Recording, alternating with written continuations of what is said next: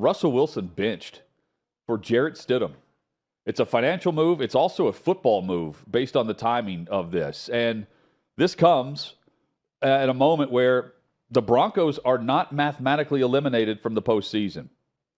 This is Russell Wilson, who they traded 2 first-round picks, 2 second-round picks, a handful of other picks and players last year, and he was awful last year. He's been better in 2023, but not good enough. And Sean Payton, who I assume, Kelly, chose Denver because Russell Wilson was there. That's not the case. He has the full authority, and that's ultimately clear based on this move. They're moving forward with Jarrett Stidham. Currently, it's not likely, but Denver has a 9% chance of postseason play.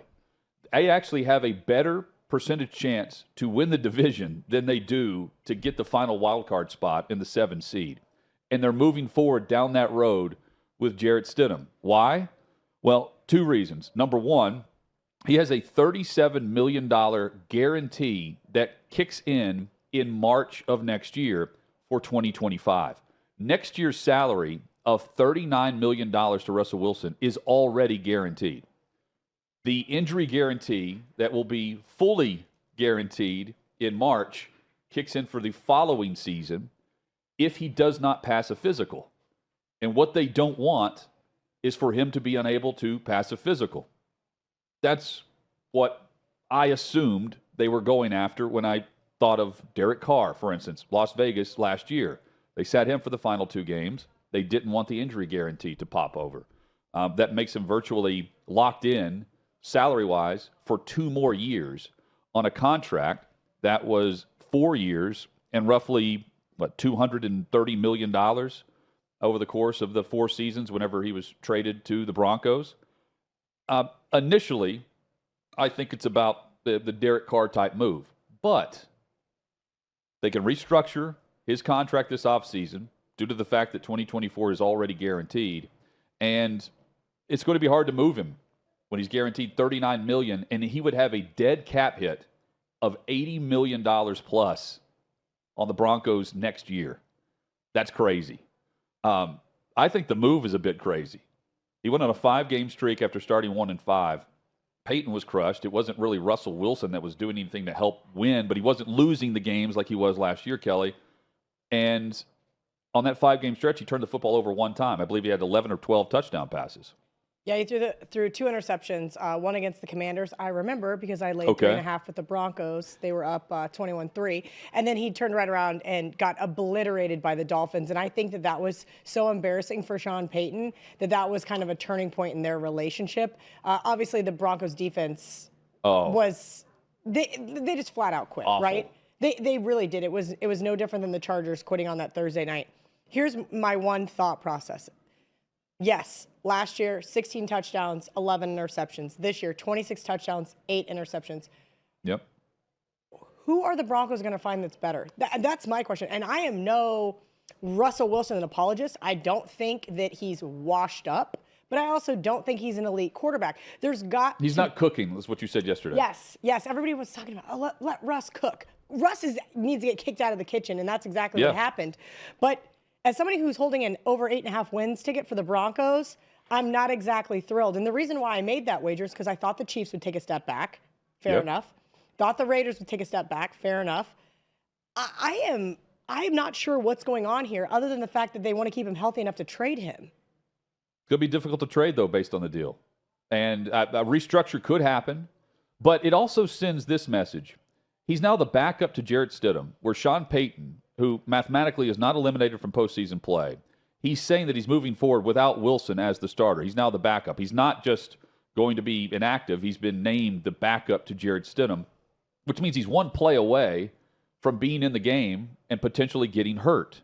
So if you view it from the other way of thinking, it's a football move. And this is what Sean Payton said yesterday to the media prior to today's news. So many times when we look at some of that stuff, it's self-inflicted problems that has to get cleaned up. That's communication. That might be having to reduce. Is there too much in? Right now, we're average to below average in a lot of things offensively, and it's not good enough. I think the ongoing step is understanding how not to lose games before you learn how to win them. 2/3 of the games we see each weekend are lost before they're ever won, and we're still learning that the hard way. He's saying this and implying that the offense isn't going to get better with Russell Wilson right now, and Jarrett Stidham gets his opportunity. Someone that Sean Payton did choose. They gave him $5 million guaranteed on a 2-year, $10 million contract. He was one of the first to sign in the offseason to be the backup to Russell Wilson. I'm not saying he's the savior, but he's apparently good enough for Sean Payton. This is where Tom Brady said this a couple of weeks ago, and he said that there's just not anybody that he's willing to go out there and put in an elite category, right? Yep. I'm not willing to go out there and put very many people in an okay category. That's I fair. haven't seen enough really from Jared Stidham. No. I haven't seen enough from many backup quarterbacks in the NFL. You've got the Jake Brownings of the world that go out there and shock you for 3 or 4 games and then get brought back to life because we know how good these defensive coordinators are. Yeah. Chargers put up a fight last week. Broncos have a dogfight on their hands again this week. The good news is Easton Stick is about as good as Jared Stidham. So I think this is more of an even playing field. I'm not ready to throw my ticket in the trash just yet. But this says more about Russell Wilson, doesn't it? It has to. Yeah. But do you recall mid-season? So being a Broncos fan, I have a lot of family that lives out there as well, and I get some comments, right? And I have some friends that are really close enough with Peyton that I can get some good insight. And I text one of my girlfriends and I said, "Hey, is this true? You know what was said?" And she said, "Well, what do you mean?" And I go, that he basically was like, "Hey, look, you need to be a leader for this team. You need to be focused here. Stop kissing babies. Stop paying attention to all the outside factors." The social media stuff. Right. Did you hear for Russell's birthday last year, CR threw this huge party and like 25 members of the team showed up compared to the 100 members of the team plus, coaches and staff. And not everybody's going to go to your birthday party, but like. Oh, that one you would.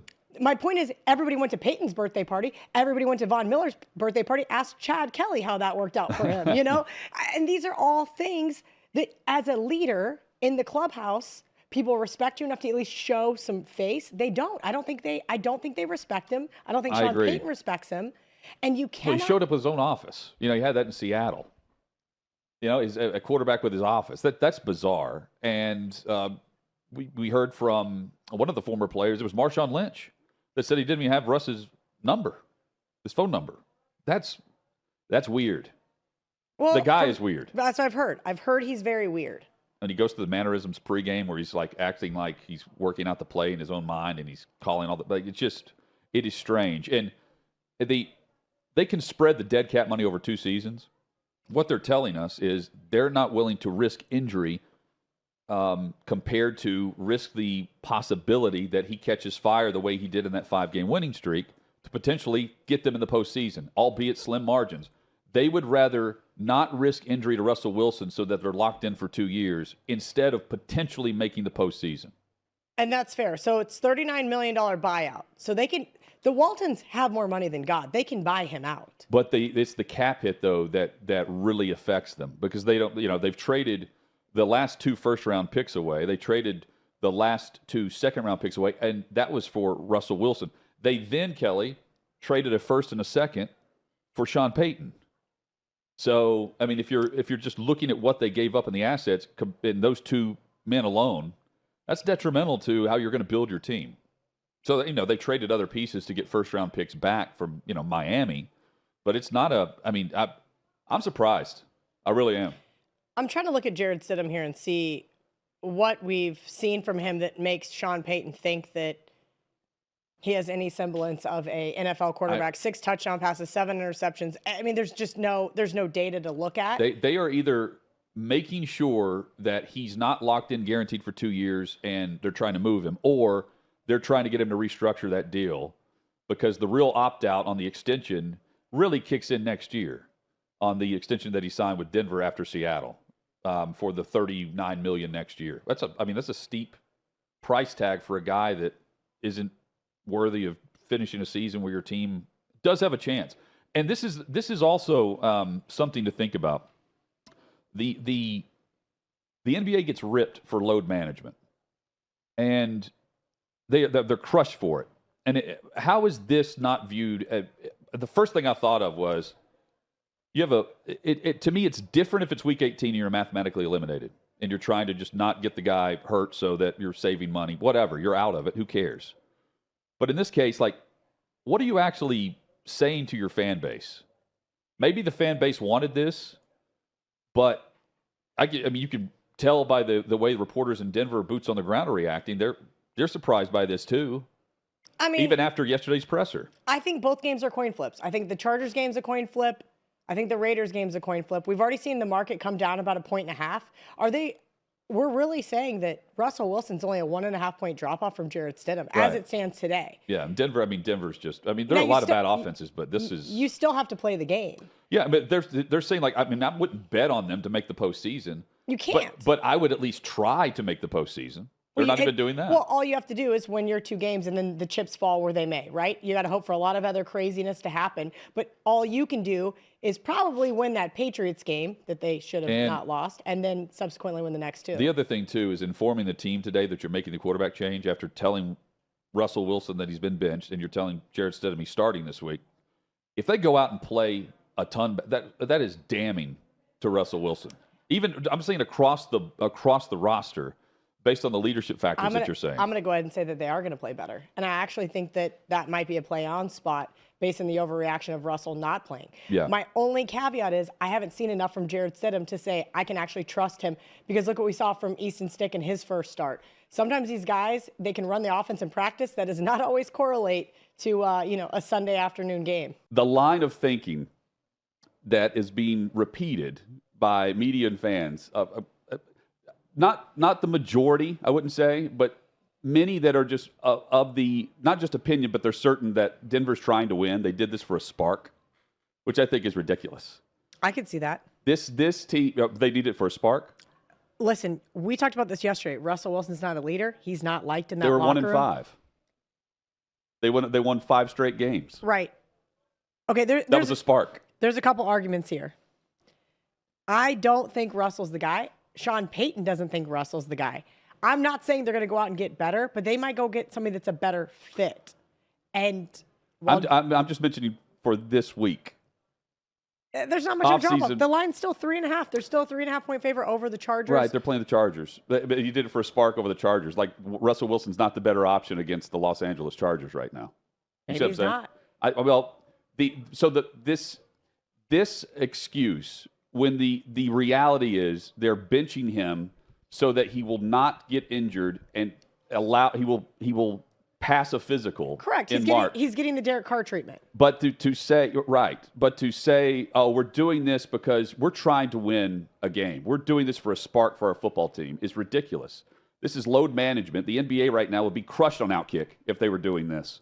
And Sean Payton is benching Russell Wilson for the exact same reason as Derek Carr was sat last season for the final 2 weeks of the season. The only difference is they're not going to be able to trade him. He has a no-trade clause. I think that he also is owed $39 million guaranteed, which they've already locked into next year. They're going to cut him and take the cap hit, but they're benching him so he's not injured, not because they're tired of losing. There's a difference there. If they wanted to actually continue what they were doing, if they wanted a spark, they could have benched him weeks ago. Right, but here's the question. Are we actually asking coaches and organizations to be honest? They're not going to say that. Well, they're not going to come out and say that. I'm more irritated by the repetitive, just everyone just regurgitating what Sean Payton is saying and throwing out there, which is they need a spark. But that's what they all do. There is a literal list of coaches that one of my buddies and I put together years ago about who you can trust and who you can't, whether you're listening to a press conference or whatever. There are some guys that definitely lie, and you do the opposite. Sean Payton's not on that list. I don't think Sean Payton is a liar like Andy Reid is a liar. And I don't mean that as a disrespect to Andy Reid, but what Andy Reid says, I never believe. But with Sean Payton, he doesn't have a history of just making things up, right? Just for... Well... I think he's probably just trying to save some face and not be like, hey, we benched him because he's not our guy. Don't you think? He's maybe just trying to be nice and like... To me, so on the flip side, what's going to happen this offseason? Wilson's not going to be the only one that's gone. The general manager will also be out in Denver.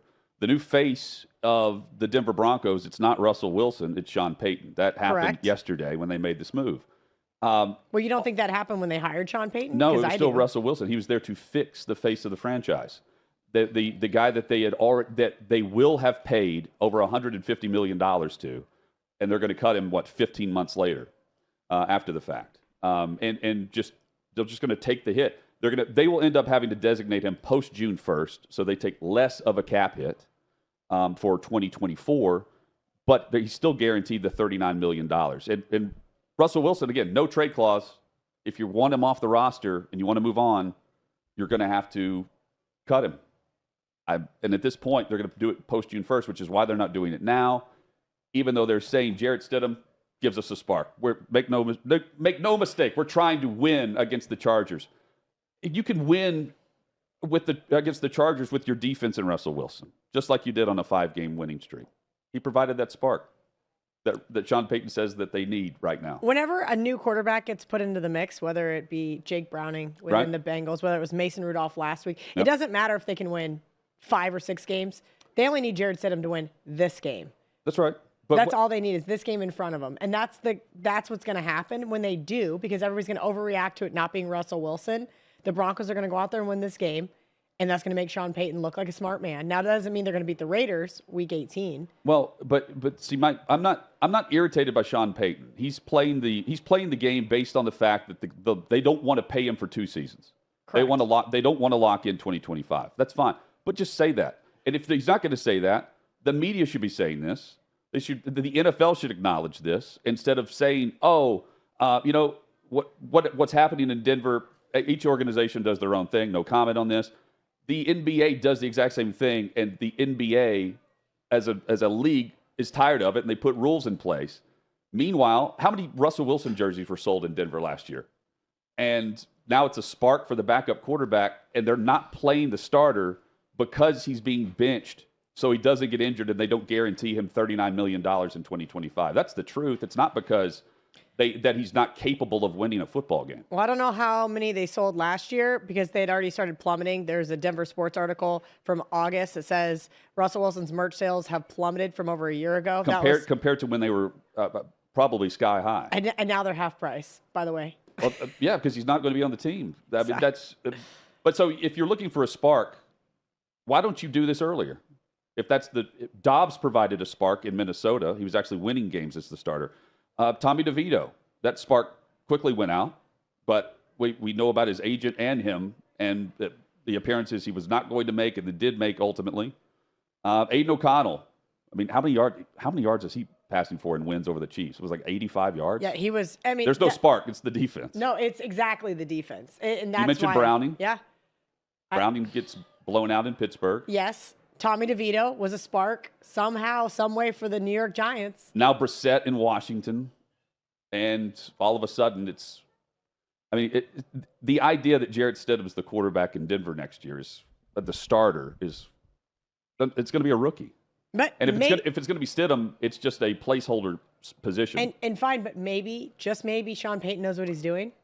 Well, I don't. But he was getting the credit for knowing what he was doing when they went on a 5-game win streak, and he was up for Coach of the Year because they were in playoff contention. They got back to 500, and Russell Wilson was his quarterback then. I'm not trying to defend Russell Wilson either. I'm looking at the situation and trying to understand why it's not. I feel like everyone's trying to do the NFL's bidding here. Like it's not kind of a cloak over the eyes here, and you don't look over here where they're only benching the guy that is paid like a franchise quarterback because, well, they don't want him to get hurt, not because they want actually to win a game. If they win or they lose, it doesn't matter. They're getting rid of Russell Wilson. Right, and Wilson's already admitted he knew he was going to be cut earlier, like months ago. But so here's a serious question. They win the next 2 games, right? Yep. You think that doesn't show that they should have benched Russ sooner? No, because I don't think it's ultimately going to be about Jarrett Stidham. Just like it's going to be more about their defense that vastly improved. The defense did vastly improve over the course. And do you remember that Super Bowl run? Those 2 Super Bowl runs. Peyton Manning was a freaking statue out there. Yeah. And that defense got them to 2 Super Bowls. But you're right. It was Manning had certainly declined, but. And I was kind of hoping that's what we were going to see. I was like, okay, cool. Bring me another old washed-up quarterback. Let's see what we got. And it wasn't a good fit. So in looking at the marriage of Sean Payton and Russell Wilson, because Sean Payton chose Denver. He did. They had just given Russell Wilson, new ownership, had just given Russell Wilson this massive contract. And I think the vast majority of those looking at the situation would say that Payton chose to go to Denver because Wilson was there.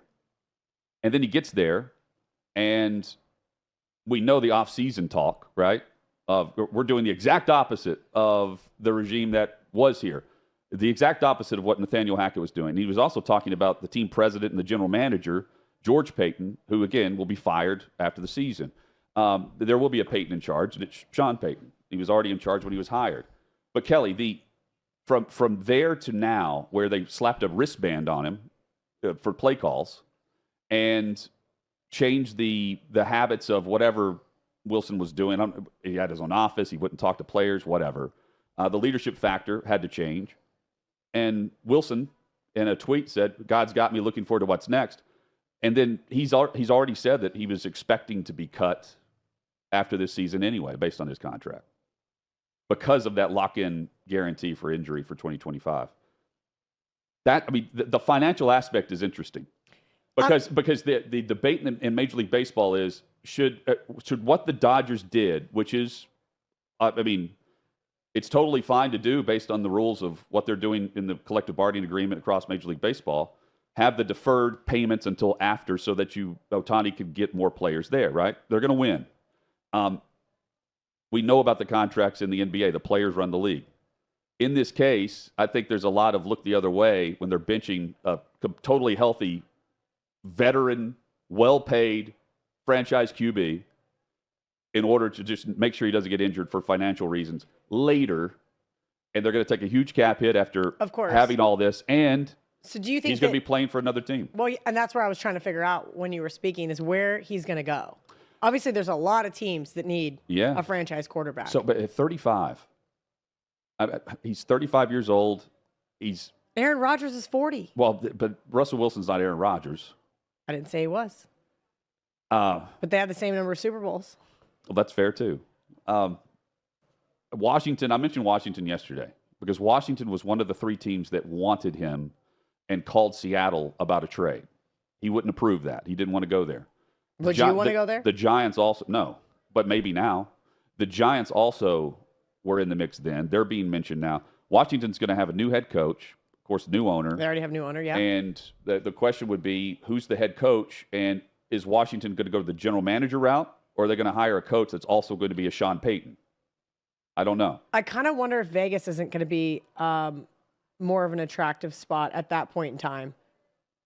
Well, the cap, what is their cap space? I don't think they have a ton of it. Maybe they do because they paid Garoppolo.